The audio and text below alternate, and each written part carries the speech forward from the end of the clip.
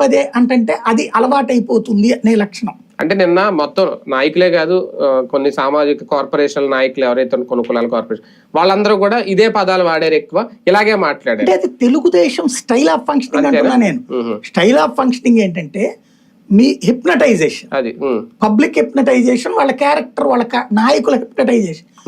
చంద్రబాబు ఆ మాట మాట్లాడాడు కాబట్టి మనం అదే మాట్లాడాల్సిందే, మాట్లాడబోతే నువ్వు చేతకాదు కాబట్టి ప్రతి ఒక్కరు అదే మాట్లాడాలి. బాబుని సాటిస్ఫై చేయాలి, లొకేషన్ సాటిస్ఫై చేయాలంటే గొడ్డల పార్టీ అంటూనే పిలవాలి.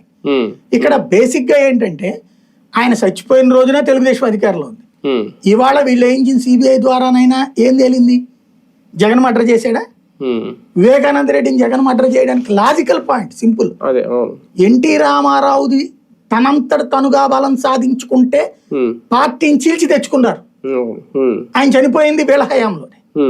కానీ ఇక్కడ వీళ్ళు మంచోళ్ళు, పార్టీని కాపాడినటువంటి వాడు చంద్రబాబు నాయుడు.